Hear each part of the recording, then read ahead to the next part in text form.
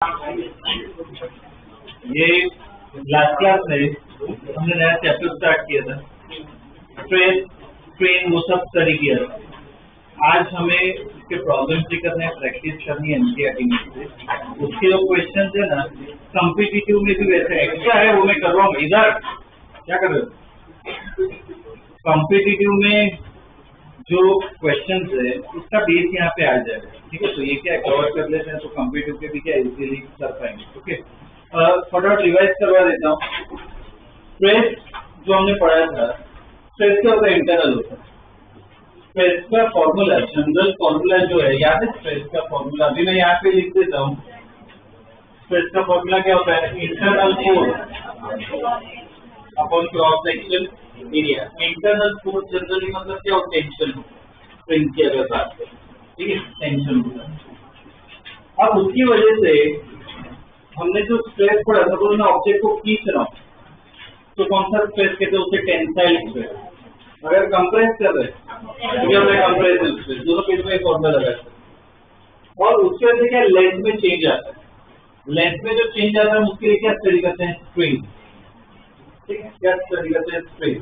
Strain का formula क्या? वो रेशियो है। किसका रेशियो है? Change in length upon original length. ये क्या देगा मुझे? स्ट्रेन। और क्या देखा था हमने कि इनके बीच में क्या रिलेशन है कि stress is proportional to strain. तो यहाँ पे क्या कांस्टेंट आएगा, इक्वल साइन डाले तो वो कांस्टेंट हमने लिखा था। क्या था? वाई, कैपिटल वाई से नोट करते क्या कहते हैं उसे? Jump modulus. ठीक है। और इसको ये सब सब्स्टिट्यूट करो तो और क्या फॉर्मूला बन सकता है? सिग्मा की जगह जैसे एफ बाई ए आएगा इक्वल टू वाई, यहाँ पे क्या आएगा? Delta L by. ठीक है ना। ये पार्ट हमने स्टडी किया। आज इसके और प्रॉब्लम्स करने हैं, ये हो जाए उसके बाद दूसरे पार्ट पे है, ठीक है। पर ये पार्ट मेन है, इस तरीके का ये पार्ट मेन, ठीक है। इसमें हमने प्रॉब्लम्स भी किए थे एनसीईआरटी में से। एनसीईआरटी में से कौन सा प्रॉब्लम हो गया था? अपना वो 8.8 और ये दो हो गए थे, ठीक है ना। तो और आगे प्रॉब्लम्स करते हैं अलग अलग, ठीक है। वो देखते हैं इसमें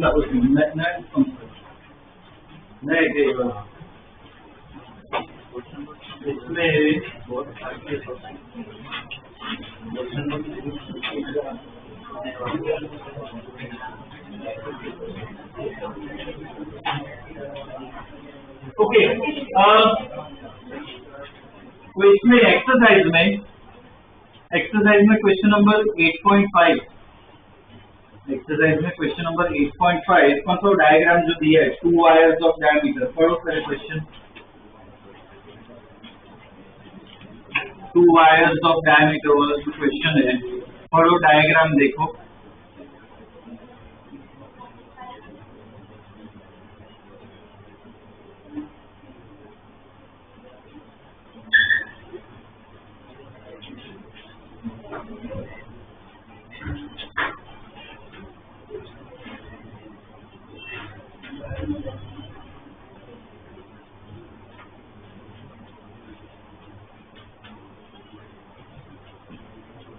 बड़ा क्या क्वेश्चन?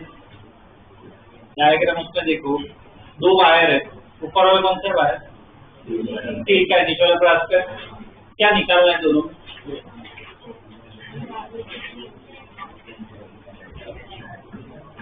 क्या पूछा है?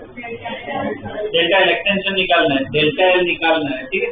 दोनों में क्या आएगा? टेंशन आएगा दोनों वायर में। तो कौन सी इक्वेशन अप्लाई करें पहले वो बताओ। कौन सी इक्वेशन ये वाली यूज कर सकते हैं? दोनों वायर के लिए कौन सी ये वाली यूज करनी है? अब देखो इसमें फिर देखो एक काम करें, पहले ना नीचे वाले वायर के लिए स्टडी करते हैं। नीचे वाला ग्राफ वाले दोनों के लिए तो प्रॉपर्ली लिखना है हमें, ठीक है ना। तो इसमें सोल्यूशन प्रॉपर्ली लिखोगे फॉर ग्राफ वायर, क्या उसका डेटा लिखो। क्या क्या डेटा पता है?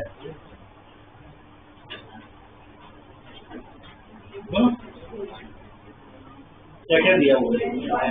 लेंथ एल कितना दिया हुआ है? 1 मीटर। और देखो और क्या है डेटा? डायमीटर कितना है?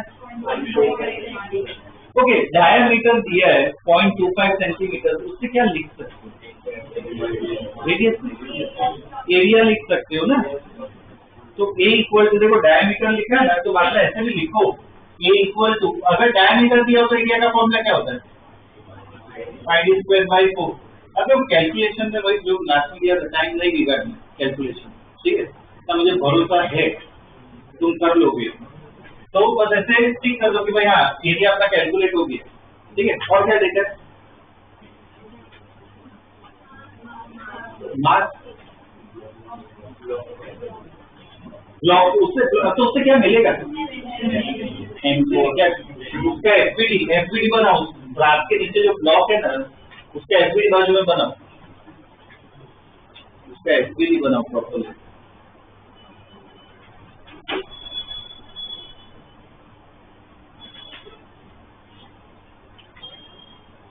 उसका जो एफबीडी है क्या है, नीचे मैं भी ऐसे M1G लिख रहा हूँ, ठीक है?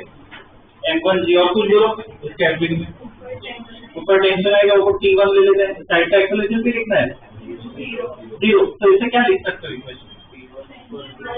T1 इक्वल टू क्या होगा? mg है क्या? m1, तो यहाँ तो इससे इनटू g लिखो। अब ये सब वैल्यू प्रॉपर दे रखी है तो g कितना लेना है? 9.8, g 9.8 लेना, ठीक है? तो 9.8, तो इससे क्या है t आ गया, फिर T1 भी पता चल गया, ओके? और कोई डेटा और एक डेटा देखो, ये इक्वेशन लगाना है, ध्यान दो इस इक्वेशन पे, डेल्टा एल निकालना है मुझे, तो और क्या चाहिए? ये पता है क्या? बोलो, ये पता है? टेंशन तो ये पता है, एरिया भी पता चल गया, एल भी पता है, डेल्टा एल निकालना है तो क्या चाहिए? वाई दिया क्या क्वेश्चन? तो टेबल देखो, जो टेबल है ना उसमें टेबल 1 का, उसमें वो ग्राफ का दिया हुआ है क्या? वाई नहीं दिया है क्या? उसके वजह तो कर नहीं पाएंगे, वाई चाहिए। तो रुको मैं देख लेता हूँ।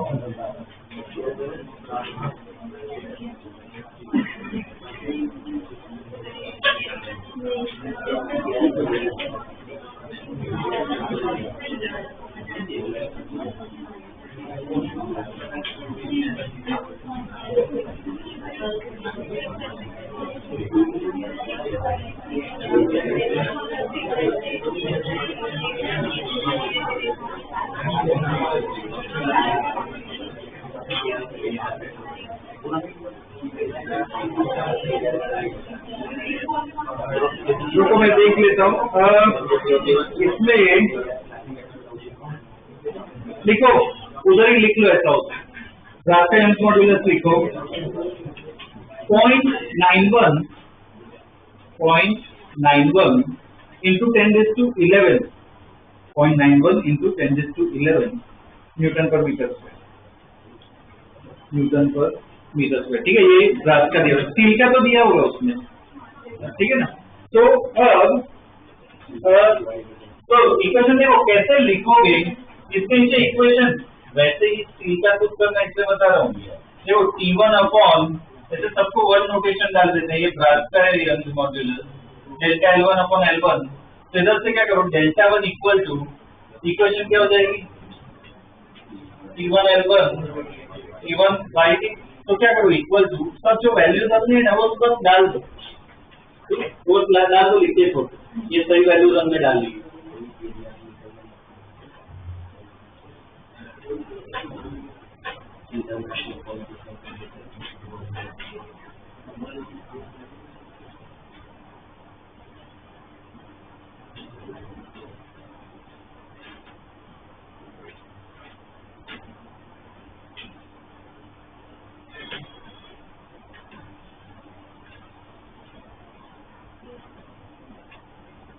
आंसर भी देख लेना बाद में क्या रहा है, वैल्यू डाल के आंसर देख लो क्या रहा है उसमें।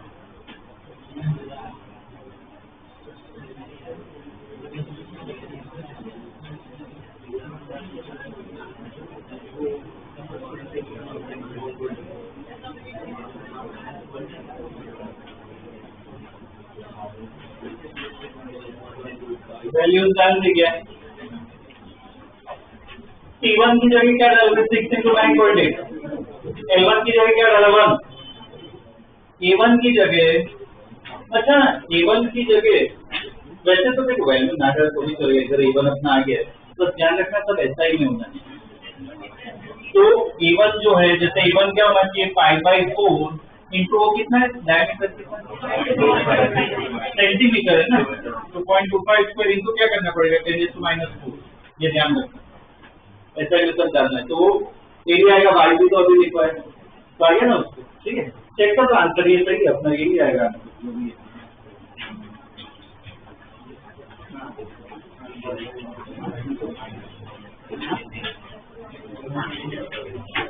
क्या आ रहा है आंसर,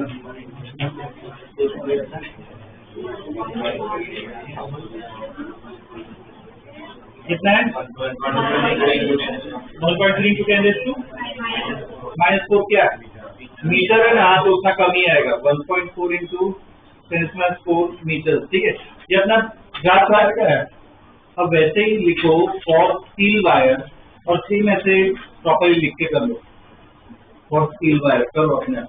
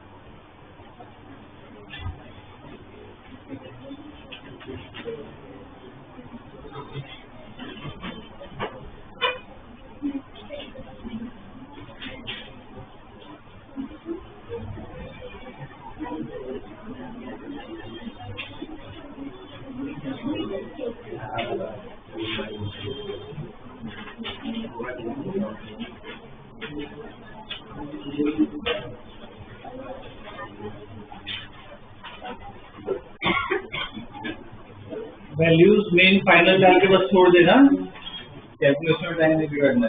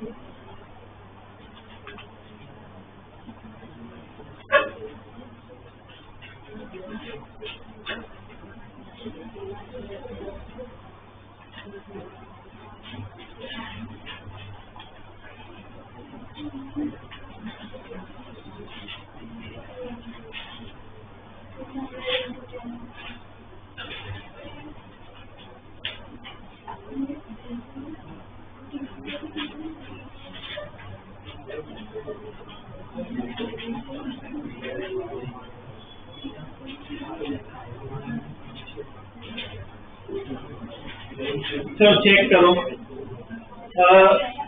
इसका डायमीटर, इसका डायमीटर कितना दिया है बोलो, 0.25 है क्या, तो 0.25 स्क्वायर इंटू 10⁻⁴ मीटर स्क्वायर। इधर मैं नोटेशन 2 लिख रहा हूँ, A2, बाद में लेंथ कितनी दी है 1.5, ठीक है ना, तो ये L आ गया। बाईस स्टील का कितना है, हाँ, तो अगर 2 इंटू 10⁻11 होगी, 2 इंटू 10⁻11 न्यूटन पर मीटर स्क्वायर। बाद में और क्या चाहिए, टेंशन चाहिए, उसका एफपीडी बना है, एफपीडी चेक करो, गलती अगर होगी ना तो उसमें होगी, बाकी सब तो सही किया होगा। एफपीडी चेक करो, क्या होगा एफपीडी बोलो, नीचे क्या आएगा, एक तो M2G ब्लॉक का, ऊपर की तरफ वो टेंशन T2 लिखेंगे, और कुछ इधर स्ट्रिंग है, यहाँ पे नीचे क्या है T1 भी आएगा, एक्सेलरेशन 0, तो इधर से क्या आएगी equation T2 minus M2G minus T1 equal to 0। तो T2 देखो किसके बराबर है, M2G प्लस T1, M2 कितना है, M2 4, तो ये 4 इंटू 9.8, तो बताओ कितना, 6 इंटू 9.8, तो T1 T2 भी आ गया। अब लिख सकते हो equation T2 by A2 equal to YS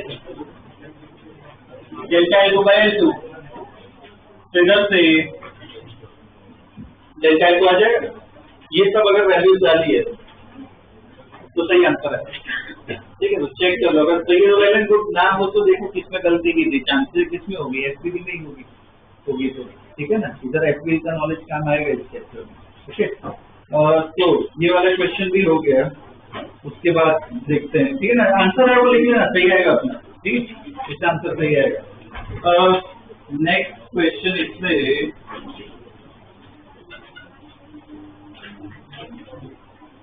question number 7 जो है, क्या दिया है, 4 आइडेंटिकल सिलिंड्रिकल कॉलम्स, पढ़ो क्वेश्चन, 4 आइडेंटिकल सिलिंड्रिकल, विजुअलाइज भी करो, हो सके तो डायग्राम बनाओ, जो करना है वो तो करे तो क्वेश्चन के बाद।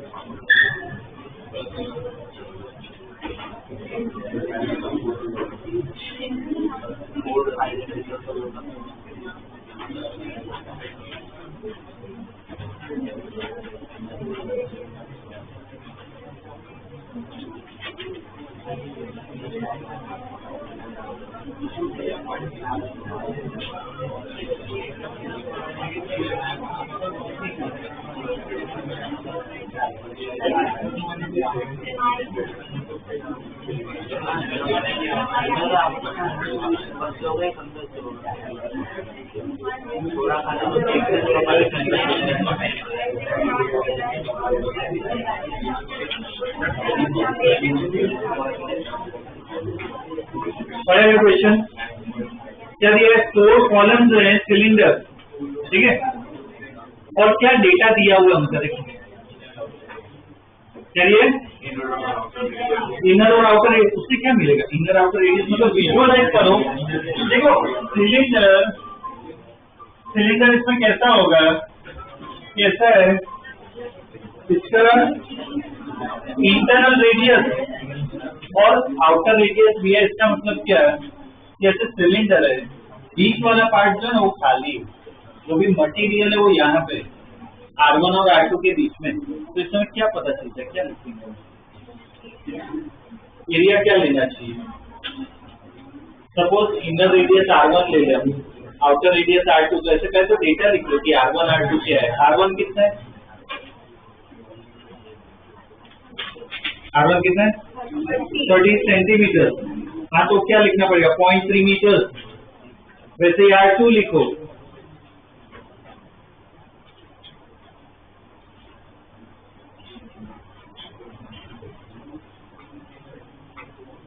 R2 कितना दिए है, हाँ तो 0.6 मीटर। अब इसका हमें एरिया मिलेगा, एरिया कितना लिखना, मुझे फॉर्मूला बोलो, क्या है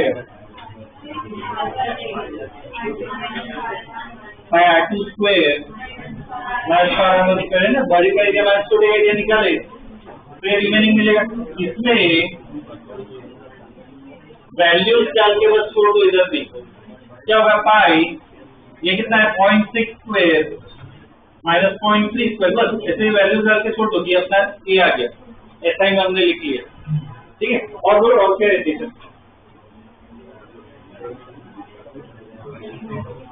बोलो मास के साथ ही है 50,000 kg का मास है, पर कितने सिलेंडर है वो देखो, 4 सिलेंडर है ना। हम अगर एक सिलेंडर पे स्टडी करें, हम एक सिलेंडर का कर रहे हैं ना, तो क्या होगा, ये पैके एक्सपोर्ट करना पड़ेगा। तो ऐसे ना उसमें स्टेटमेंट लिखना पड़ेगा। क्या लिखोगे कि the load on a single cylinder, load on a single cylinder F equal to क्या हो जाएगा mg/4, F equal to mg/4। तो बस उसमें ही वैल्यू जाके छोड़ दो। तो F equal to क्या हो गया, mg कितना है 50,000, m 50,000 है ना, g 9.8/4। तो ये क्या अपना F भी आ गया। तो हमेशा हैबिट रखो ना, जैसे इधर मीटर स्क्वायर या फिर न्यूटन, ठीक है, यूनिट हमेशा लिखना है बाजू में। तो अपना एफ भी आ गया। और क्या पूछा है,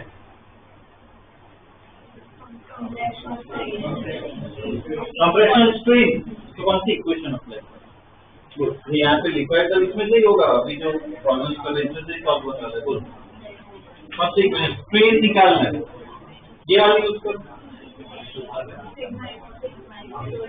ये यूज कर सकते हैं। सिग्मा कितना होगा, F/H, y दिया है क्या question, sigma equal to y epsilon. हाँ तो स्पीड ले सकते हैं, मतलब y भी पता ही है, टेबल में से निकाल सकते हैं। तो ये F इक्वल क्या हो गया, y एप्सिलॉन। तो एप्सिलॉन इक्वल टू क्या है, F/E y, ठीक है ना। इससे एप्सिलॉन आ जाएगा आंसर, एप्सिलॉन आएगा। इसमें है ना, एक बार देखो, इसमें फोन यूज करना कर सकते हो कैलकुलेशन के, ये सब पहले ही चालू निकाल के पास स्विच देखो कितना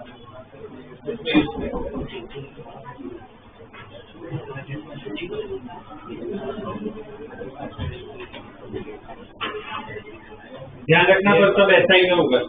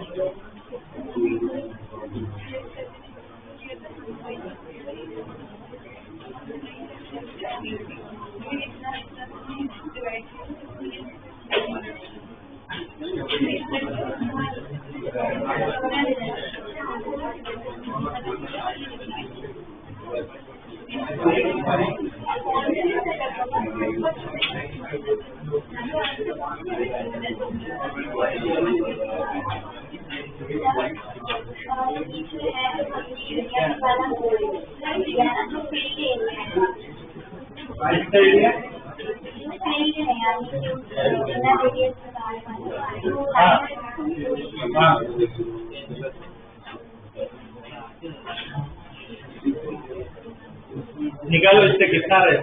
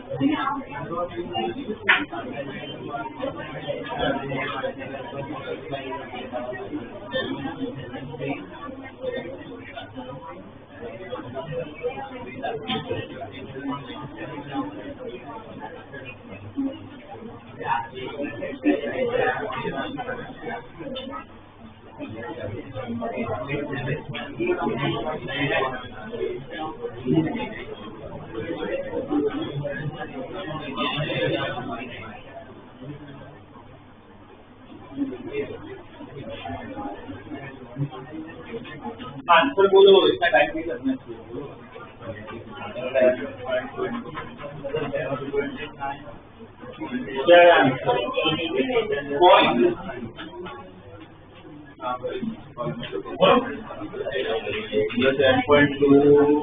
क्या आंसर ये कितना है? 7.2 into 10 to the power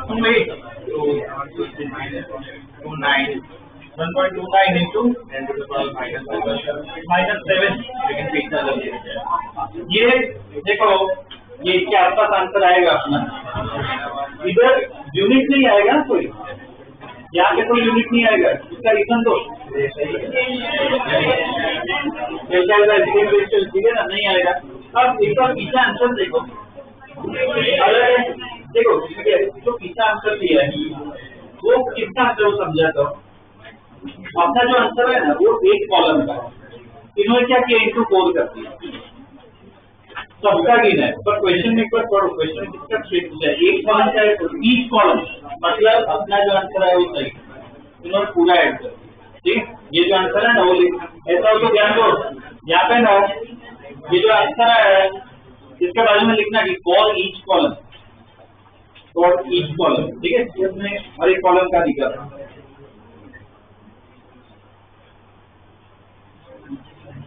ठीक है।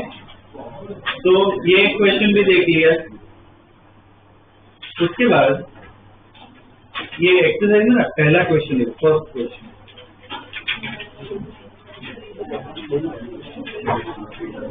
पहला जो क्वेश्चन है वो पढ़ो, ध्यान दो, 1 मिनट। वो पहला जो क्वेश्चन है वो ना एक बार खुद ट्राई करो, प्रॉपर डेटा लिखो सब, ठीक है, एक बार खुद ट्राई करो पहला क्वेश्चन।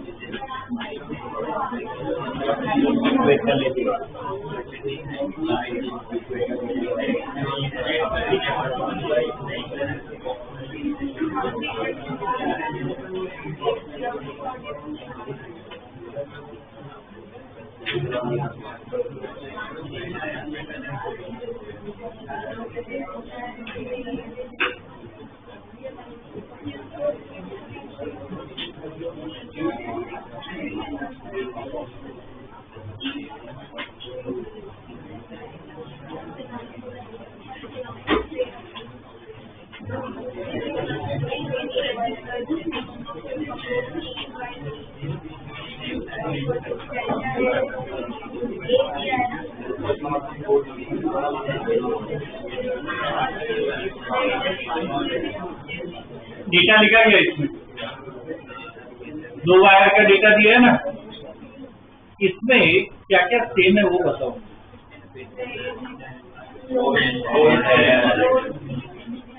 डेल्टा एल सेम है क्या? एक डेल्टा एल दोनों का सेम होगा, और क्या दिया क्या? फोर्थ सेम है, लोड सेम है, हाँ। तो एफ बी लाइफ जो है वो भी क्या होगा, सेम। तो इसमें अप्रोच क्या होगा, वैल्यूज निकालने बैठोगे, क्या होगा इसमें, क्या करना है, रेशियो है तो पहले की इक्वेशन को दूसरे की, बाद में क्या करना, डिवाइड कर दो, डायरेक्ट रेशियो आ जाएगा, कर दो, सॉल्व कर दो।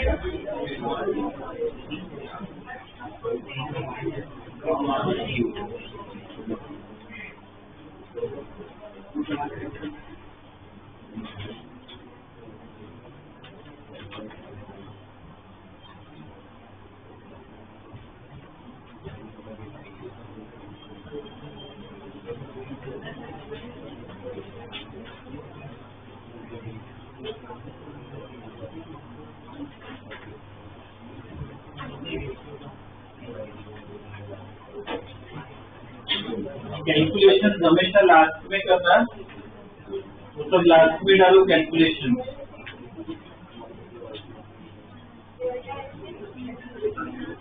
मेन क्या रेशियो वाला पार्ट और वैल्यूज डाल के बस छोड़ दो, वो प्रॉपर्ली लिखना आना चाहिए।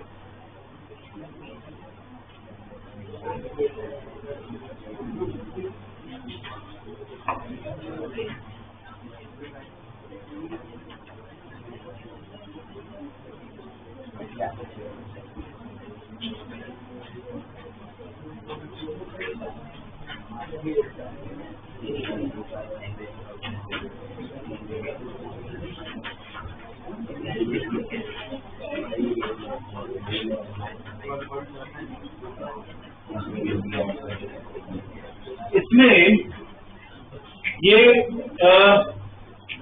पहले नोटेशन एक बार देख लो, एक कौन सा है स्टील वायर है, दूसरा कौन सा है कॉपर। ओके, तो देखो स्टील के लिए क्या होगी equation, Fs by area of steel equal to Y of steel अपन क्या लिखेंगे, delta L of steel upon length of steel. अब वैसे किसके लिए लिखना है, कॉपर के लिए, तो F of copper upon area of copper equal to Y of copper delta L of copper L of copper। अब देखो क्या करो, डिवाइड करो। सबसे पहले ना ऐसे ढंग से लिखना है, बोलो क्या क्या कैंसिल हो गया, एक F कैंसिल हो जाएगा और कुछ डेल्टा L कैंसिल हो गया। तो देखो इधर से रेशियो क्या हो जाएगा, ACU अपॉन AS है ना, उल्टा हो जाएगा इनवर्सली साइड से, equal to YS upon YCU into क्या हो जाएगा LCU अपॉन LS। किसका रेशियो निकालना है, जंग मॉडुलस का निकालना है, तो YS बाई YCU किसके बराबर होगा, ACU into LS upon AS into LCU। अब चेक करो सब वैल्यू है क्या, तो अब वैल्यू डाल के बस छोड़ो, प्रॉपर स्मार्ट वर्क करना है, ऐसा नहीं कि हर एक स्टेप पे कैलकुलेशन किए, ठीक है। अब वैल्यूज डाल के छोड़ दो, जो आंसर आएगा सही आएगा।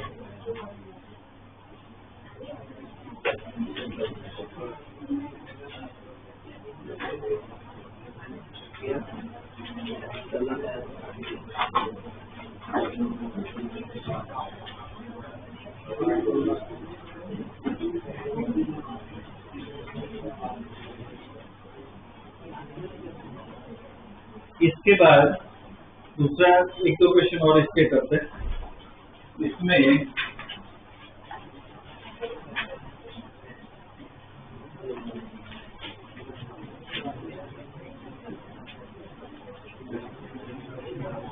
ये क्वेश्चन नंबर 10 पढ़ो, और 3 बार ऑफ मास 15 kg, बस 3 बार ऑफ मास 15 kg वाला क्वेश्चन पढ़ो। इसमें ना डायग्राम एक बार ड्रॉ करने की ट्राई करो, डायग्राम ड्रॉ करना और डेटा भी लिखो।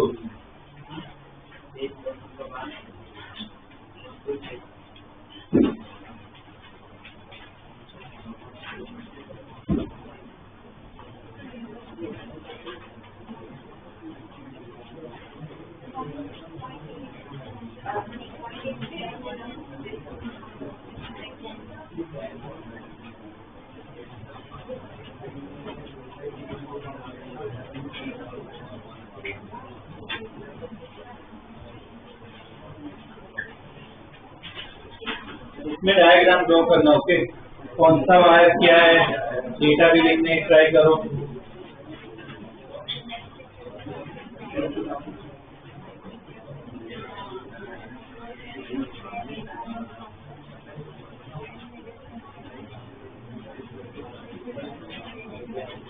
क्या दिया हुआ इसमें कि एक रॉड है जिसका मास दे रखा है 15 kg और उसको हैंग किया है ना, 3 बार से हैंग किया है, पर कैसे सिमेट्रिकली। तो देखो डायग्राम कैसा होगा कि ये रॉड है, इस रॉड का मास अभी मैं यही लिख रहा हूँ, सिमेट्रिकली क्या मतलब क्या है, 2 वायर है इस पे और एक वायर बीच में, ठीक है, ऐसा इसका डायग्राम होगा। ये वायर की इंफॉर्मेशन दी होगी ना, कौन सा वायर क्या है? कॉपर है, बाद में नीचे वाला आयरन है। ओके, तो ऐसी इंफॉर्मेशन दी है। और इसमें देखो पहले आयरन के लिए क्या पूछा, क्या रेशियो ऑफ डायमीटर। तो इसमें पहले वो डेटा लिख लेते हैं। तो पहले कॉपर के लिए डेटा लिखो, क्या आएगा? और कॉपर बोलो, डेटा बोलो। यू के अगर देखें और कॉपर बोलो, लेंथ दे रखिए क्या? एलसीयू क्या है? आप ऐसे लिखते जाओ, एलसीयू कितना हो जाएगा? 2 मीटर। बाद में बोलो, टेंशन तीनों में सेम है। और देखो अंडरस्टूड भी है, तीनों में सेम ही अगर सिमेट्रिकल है तो टेंशन इन क्यू कितना लिखा है? कितना होगा? 3 वायर है, कितना होगा? mg/3। अभी कोई कैलकुलेशन नहीं करना है, बस ऐसे प्रॉपर लिखा है, ठीक है ना? टेंशन कितना होगा? mg/3। बात है। और बोलो, कोई दिक्कत? जंग कॉन्वर्स दे रखा है क्या? तो टेबल है ना, देखो कॉपर का YCU देखो,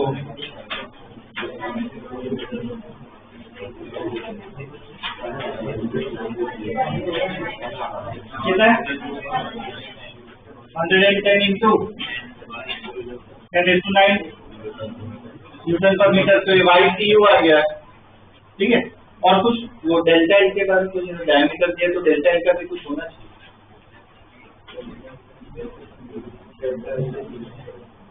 नहीं दिए क्या? एक मिनट आपको तो क्वेश्चन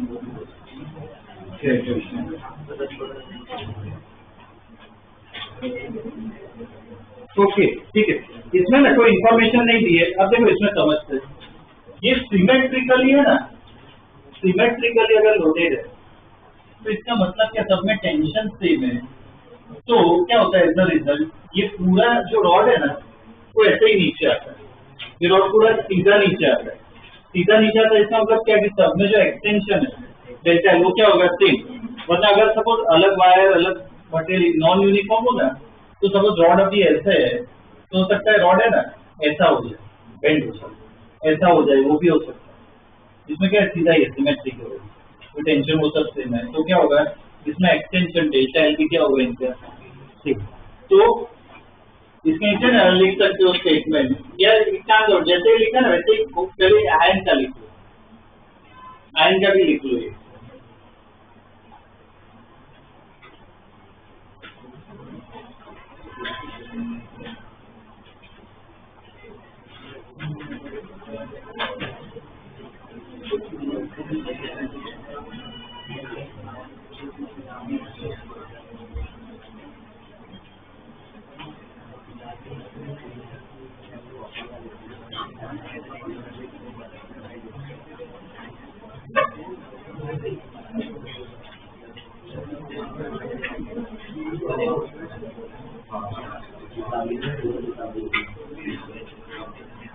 आयन के लिए और Fe लेंथ कितनी दे रखी है? 2 मीटर दिए। टेंशन भी उतना ही होगा, mg/3। और वायर स्टील वो भी दे रखा होगा टेबल में, 190 × 10⁹ न्यूटन पर मीटर स्क्वायर। अब देखो डेटा लिखा ना, उसके नीचे लिखना कि due to symmetry iron, due to symmetry, extension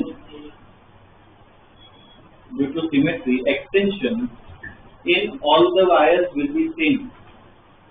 Due to symmetry, extension in all the wires will be same. तो मतलब क्या लिखोगे? Delta L P U equal to delta L F E, ठीक है। अब क्या डायमीटर का रेशियो को जानते हो तो इक्वेशन बोलो मेन, ये सब तो डेटा लिखा ना, इक्वेशन कौन सी अप्लाई करें इससे रेशियो आ जाएगा डायमीटर। ये वाली ये चक्कर कॉपर ज्ञान के लिए को बाद में ऐड करोगे, माइनस करोगे, क्या करोगे? रेशियो क्या करें? डिवाइड करना है, ठीक है। है ना, कर लो लास्ट टर्म जैसा ही होगा, डिवाइड करना है, कर लो पूरा कैलकुलेट ही कर लो, देख लो क्या आएगा।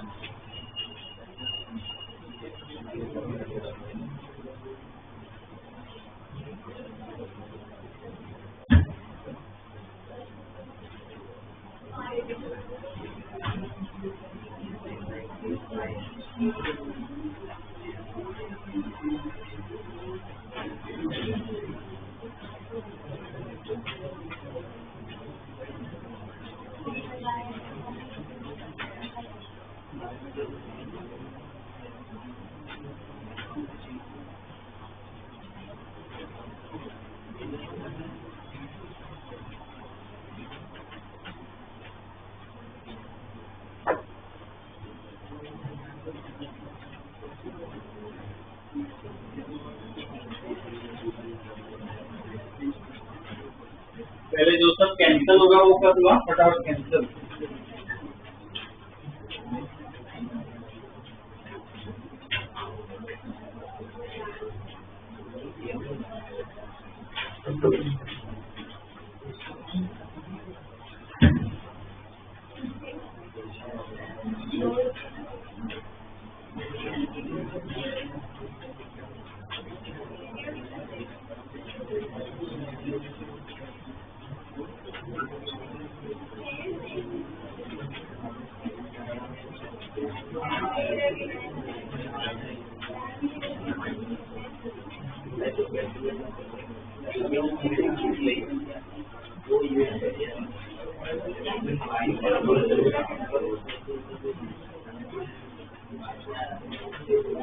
इक्वेशन बनाई गया क्या इसमें F of C U upon A of C U equal to Y delta L by L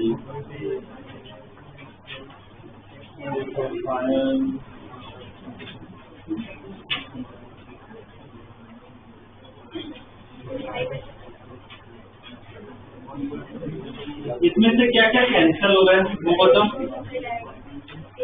क्या क्या कैंसिल हो रहा है दोनों में? क्या mg/3 है ना, 4 कैंसिल होगा और क्या कैंसिल दिया वो कैंसिल और कुछ लेंथ सेम है क्या, तो ये कैंसिल हो गया।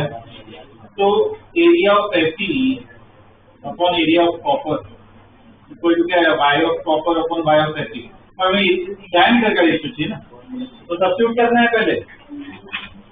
इसको कैसे लिखोगे, pi d square Fe by 4 upon pi d square Cu by 4 equal to YCu by YFE। क्योंकि वो वापस पाई कैंसिल 4 कैंसिल, स्क्वायर को इस तरह लेके जाओ तो क्या अंडर रूट में लिखना पड़ेगा। तो d ऑफ Fe अपॉन d of copper equal to किसके बराबर है, under root y of copper upon y of Fe। और फाइनली वैल्यूज क्या है, ठीक है ना। देखो लास्ट में सिर्फ वैल्यूज काम है,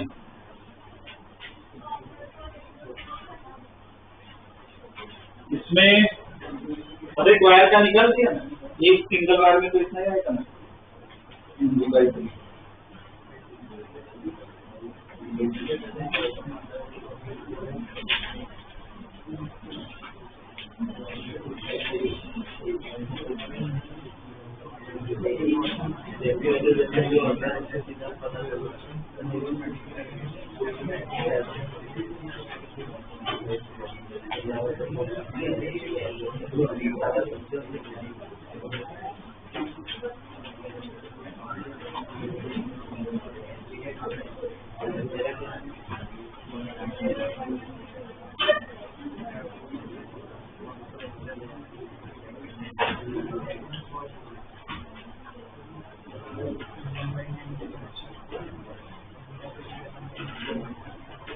कितना आ रहा है आंसर,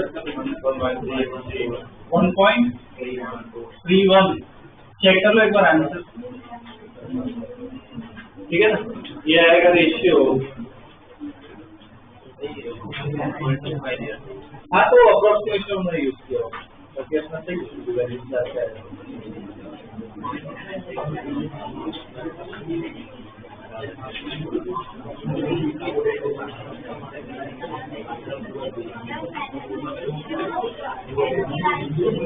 तो उसको उल्टा जाएगा।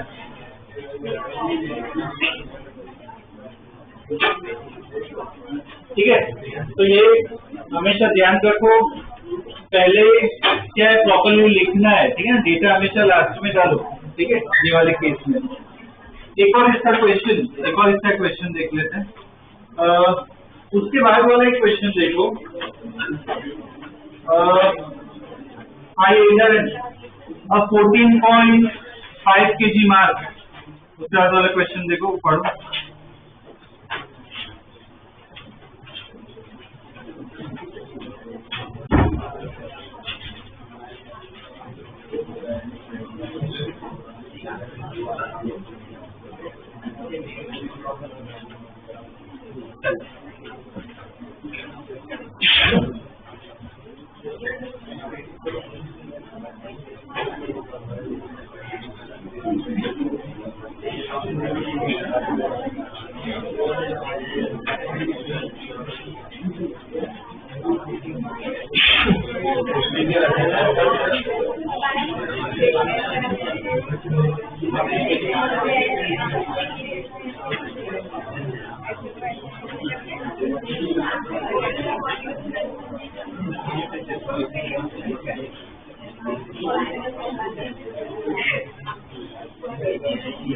ओके, इसमें क्वेश्चन पड़ा है, क्या नहीं हुआ कि ये जो मास है उसको क्या टाई किया है ना एक स्प्रिंग से, तो एक स्प्रिंग से यहाँ पे टाई किया है और बाद में बोलो क्या किया, ये मास लिया हुआ है, क्या कर रहे हो उसको, एक वर्टिकल सर्कल में घुमा रहे कुछ स्पीड से, तो ये वर्टिकल सर्कल में ऐसा इसको घुमा रहे, कुछ स्पीड से घुमा रहे ओमेगा। तो क्वेश्चन में क्या क्या डेटा दिया, पहले ऐसे ना ड्रॉ करो, ये काम आएगा डायग्राम में।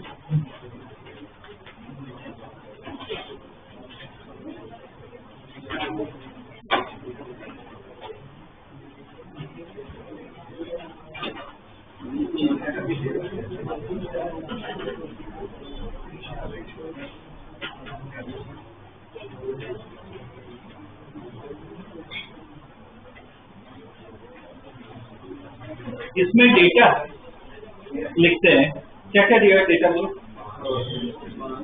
मास, ठीक है, मास एम लिख सकते हो, तो कितना है 14.5 kg, और क्या दिया है लेंथ लिखते जाओ, एल दिया हुआ है, मास दिया है कितना 14.5 kg, एल कितना है 1 मीटर, उसके बाद और डेटा ओमेगा कितना दिया है, ओके देखो ओमेगा दिया 2 रेवोल्यूशन पर सेकेंड, ओमेगा का ऐसा यूनिट क्या है, क्या होता है रेडियन पर सेकंड, तो इसको उसमें कन्वर्ट करना है, एक रेवोल्यूशन मतलब कितना रेडियन 2 पाई, सर्कल में बन गया, तो ये ओमेगा कितना आ गया, तो 2 रेवोल्यूशन कितना हो गया 4 पाई रेडियन पर सेकेंड। ठीक है, ये ओमेगा आ गया, और कुछ क्रॉस सेक्शन एरिया कितना दिया हुआ है 0.065 सेंटीमीटर का, तो मीटर स्क्वायर में करना पड़ेगा ना, 0.065 इंटू 10⁻⁴ मीटर स्क्वायर। ठीक है ना, एरिया भी कन्वर्ट करना पड़ेगा। और क्या पूछा है, मतलब डेल्टा एल निकालना है इसमें, पर वाई कौन सा मटेरियल वो देखो टेबल में चाहिए। हाँ तो देखो स्पीड का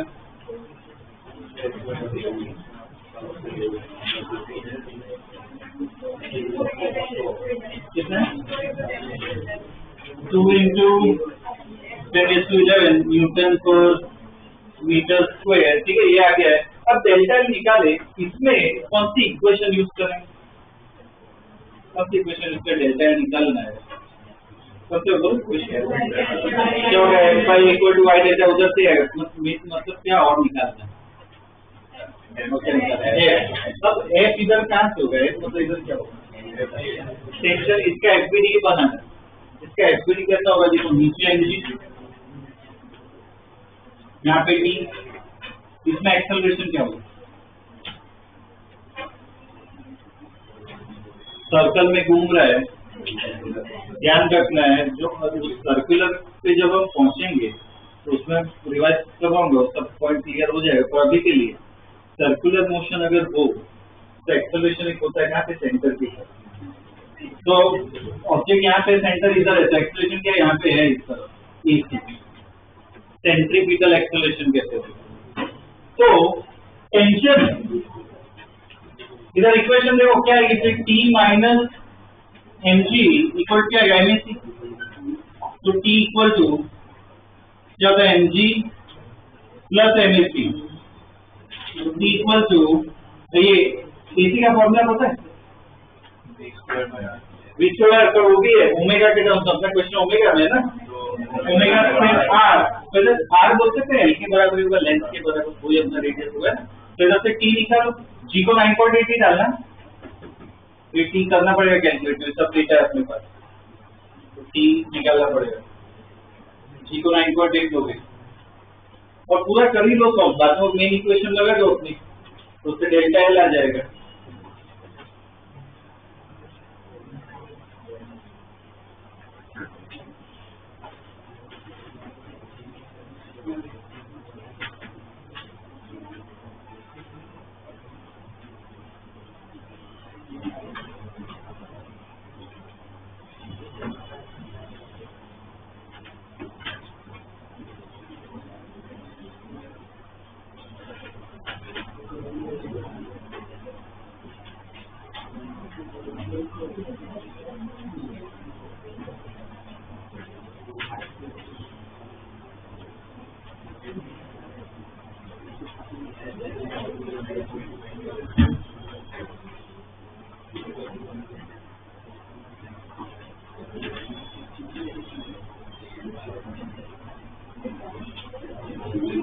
ये कितना है 14.5 into 9.8 plus 14.5 into omega square मतलब 4 स्क्वायर इंटू L1, देख लो टी कितना आ रहा है, करो कैलकुलेट।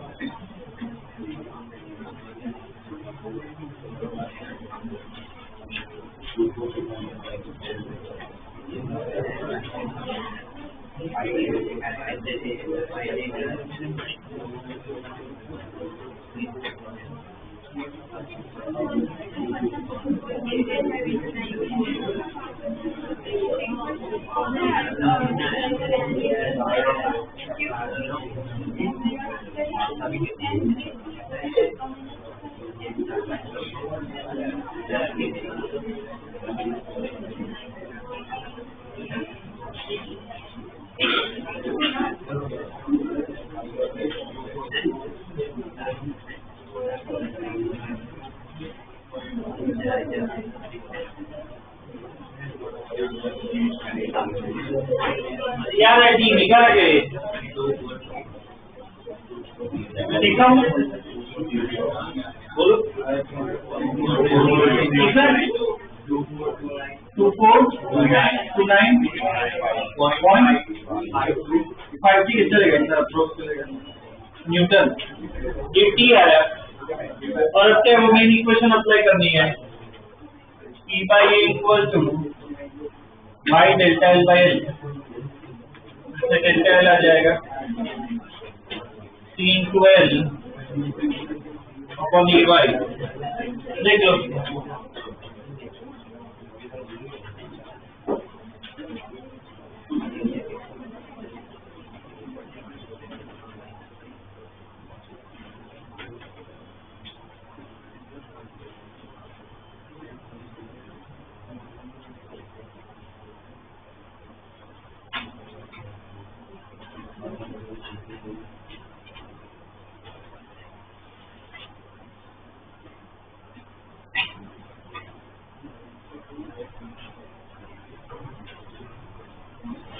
क्या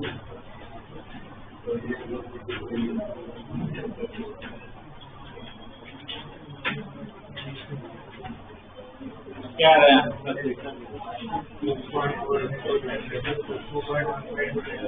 कितना है? 2.15 into -2 -4 मीटर। चेक करो यार है क्या?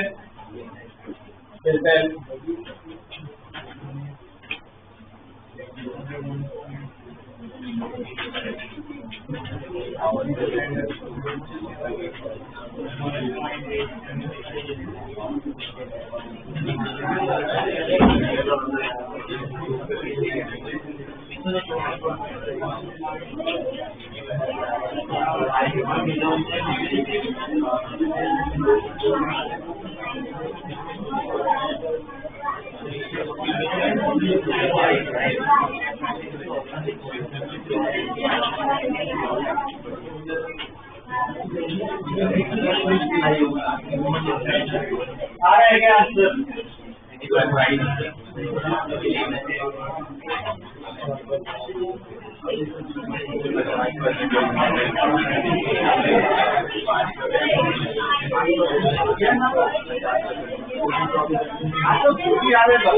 कॉमन आना चाहिए।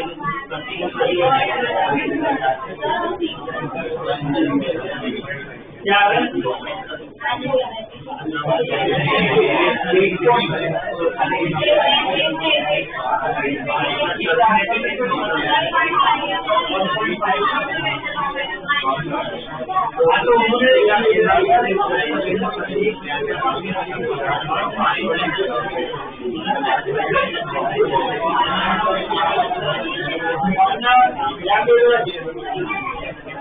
अपना जो एग्जैक्ट आंसर आ रहा है वही पीछे अप्रोक्सीमेशन किए हुए कैलकुलेशन, ठीक है। जैसे हमने ये एग्जैक्ट आंसर लिखा है, उन्होंने हो सकता है कैलकुलेशन को डबल चेंज ले लें, अप्रोक्सीमेशन लेते हैं, इसलिए उनका ऐसा आंसर है। पर हमें प्रॉपर आंसर लिखना है जो आए वो। तो क्या आ रहा है आंसर? मैं कैलकुलेट नहीं करने वाला हूँ। 1.87 into -3 ये कैलकुलेट ये लिखते हैं।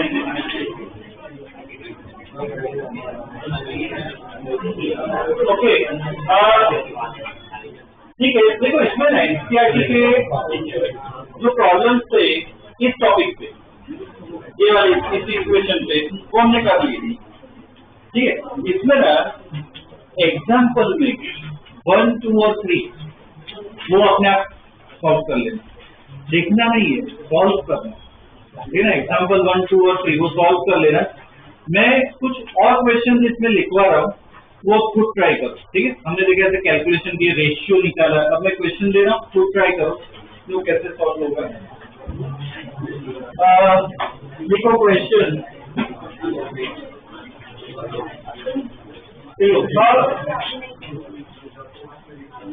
a wire of length L, a wire of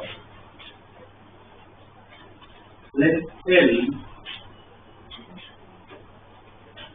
and radius R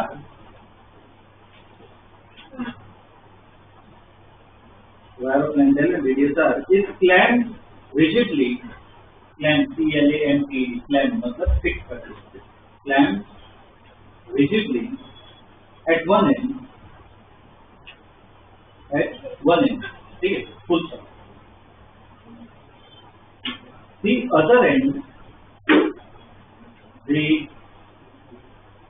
end is pulled by a force F. The other end is pulled by a force F. ठीक है? Its length increases by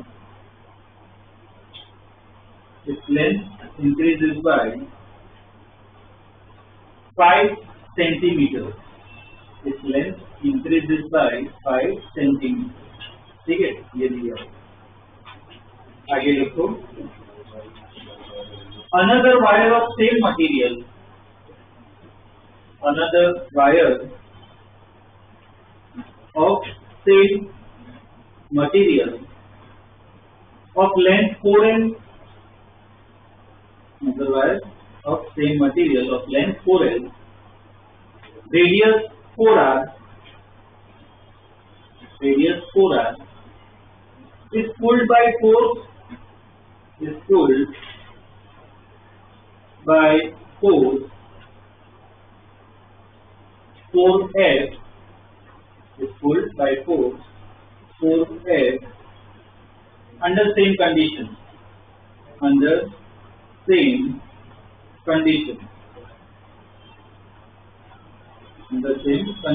See, full stop. Find increase in length of this wire. Find increase in length of this wire.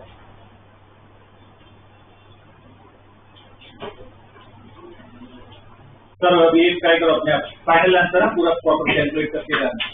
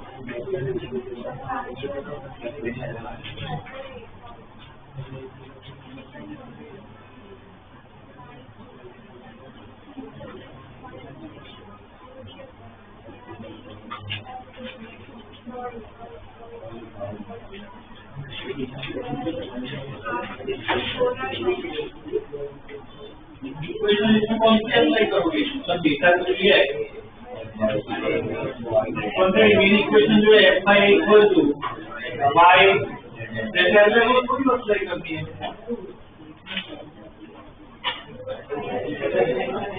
क्या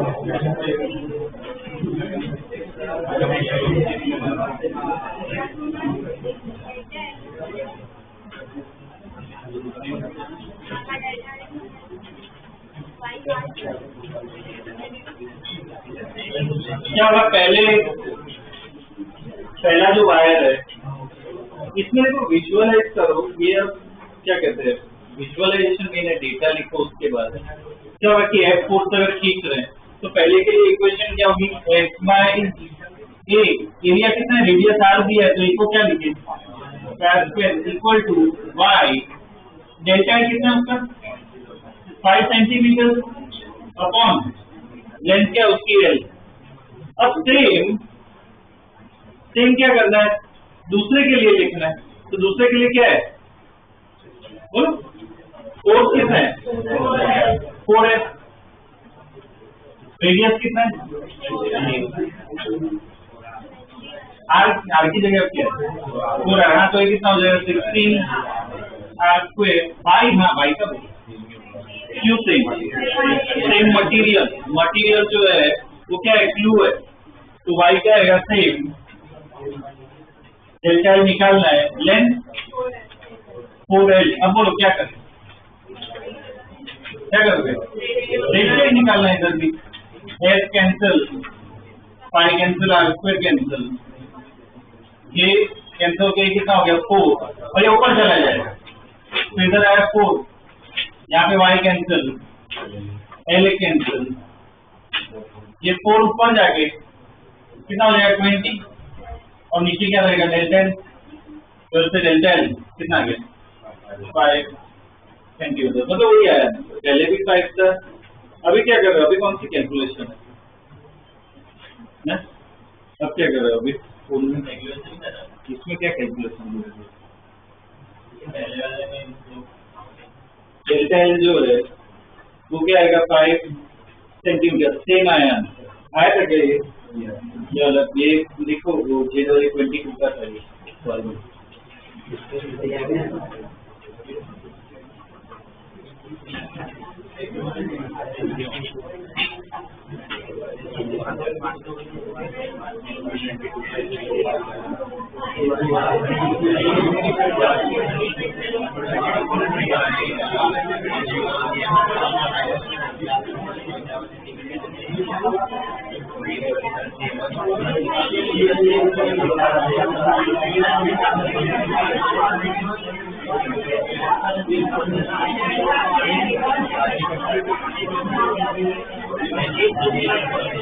चलो एक और ऐसा related दे रहा हूँ, वो भी ट्राई करो।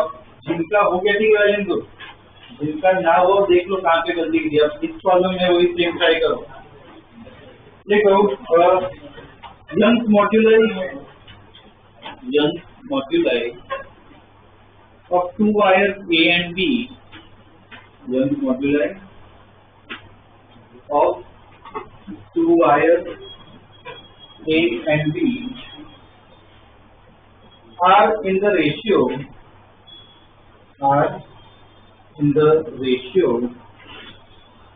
7:4, are in the ratio 7:4. ठीक, wire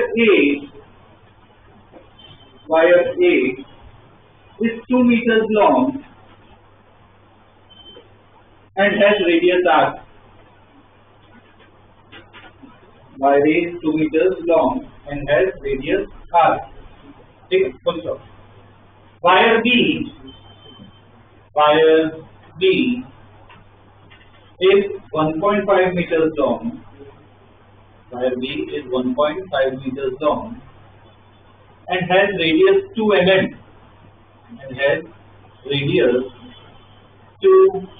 mm. ठीक है. If the two wires stretched by same length,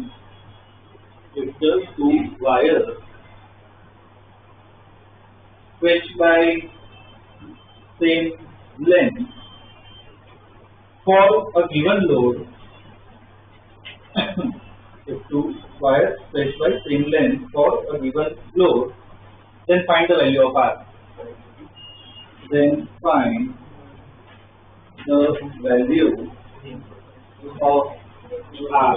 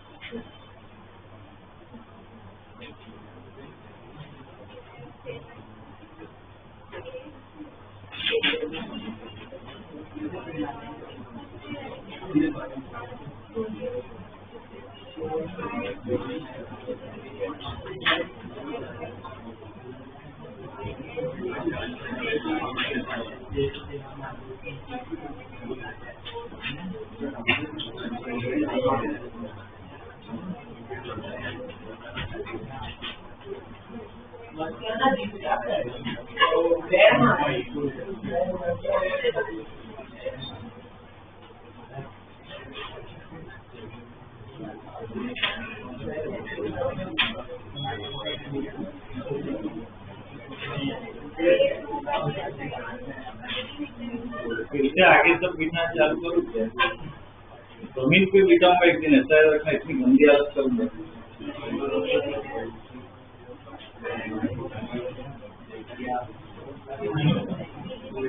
इसमें भी देखो डेटा दिया हुआ है, एक का दिया हुआ दूसरे का पूछा है, रेशियो सही हो जाएगा।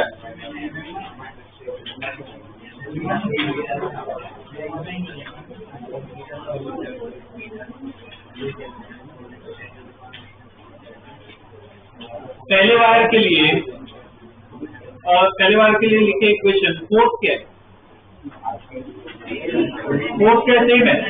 हाँ तो देखो पहले वायर के लिए क्या होगा, F अपॉन एरिया, बोलो इसका एरिया दिया है क्या? हाँ तो क्या लिखेंगे, pi r square equal to Young modulus, ratio में है क्या? एक काम करते हैं, रुको F1 ये तो आर ही दी है, ए और बी है ना, तो वो नोटेशन यूज करता हूँ। एफ ए ये नहीं रहेगा, बाई ए डेल्टा एल के बारे में पूछा, डेल्टा यहाँ तो इसको डेल्टा एल भी लिख रहे हैं अपॉन लिख लेते हैं, F B upon pi R B square equal to by B upon delta L B L B. इसमें क्या देखो रेशियो ही होगा, क्लिक होना चाहिए, रेशियो से ही निकालना है। एफ के बारे में क्या दिया, सेम है क्या? हाँ तो एफ तो चलो कैंसिल हो गया, ये पाई भी कैंसिल हो गया, तो इधर क्या लिखेंगे, R B square upon R square, ठीक है, वाई बाई वाई बी वो तो ऐसा ही रहेगा, डेल्टा है क्या कुछ ठीक है क्या, अच्छा ये भी सही, तो इनको क्या है एल बी बाई एल ए।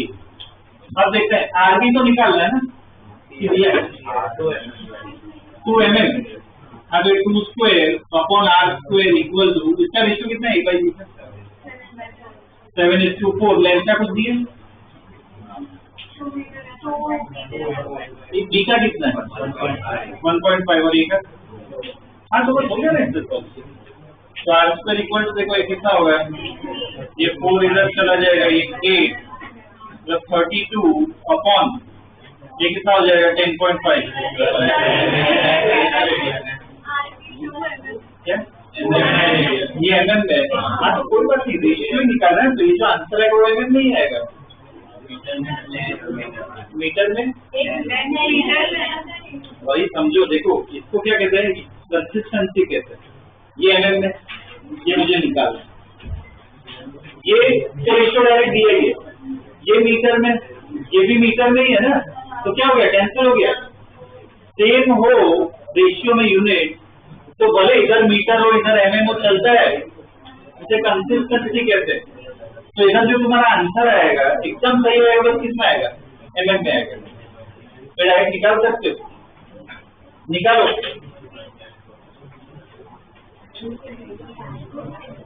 इधर 4 देखो कितना आ रहा है,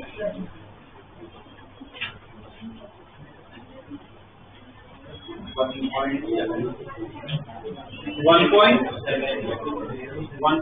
mm,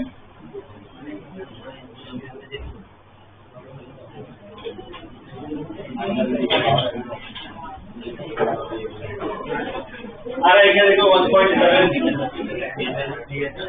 अब देखो इसमें, अब ये क्लू है, ये सीखना जिनका, ठीक है, ये भी हो गया वेल एंड गुड, जिनके स्टूडेंट्स के जो लास्ट प्रॉब्लम जिनका नहीं हुआ था उसमें से आइडिया लेके अब ये होना चाहिए था, क्योंकि सेम ही था, कोई फर्क नहीं, रेशियो क्या था, बस डेटा अलग दिया था इसमें, तो ऐसे क्वेश्चन आएंगे ना, एग्जैक्ट सेम थोड़ी आएंगे, तो ध्यान रखना ऐसे टाइप आते हैं, 2019 का था ये क्वेश्चन, ठीक है। अब ओके, देखो जिनको ग्रुप में वो टारगेट दिए थे उसमें कुछ कंप्लीट हो गया और डिस्कस करना हो, डाउट हो तो आ जाओ ऑफिस में, डिस्कस कर लेते हैं, ठीक है। वेडनेसडे और थोड़ा पार्ट है थियरी वाला, वो बताना है, ठीक है, उसके प्रॉब्लम चाहिए तो वेडनेसडे एनसीईआरटी लानी पड़ेगी।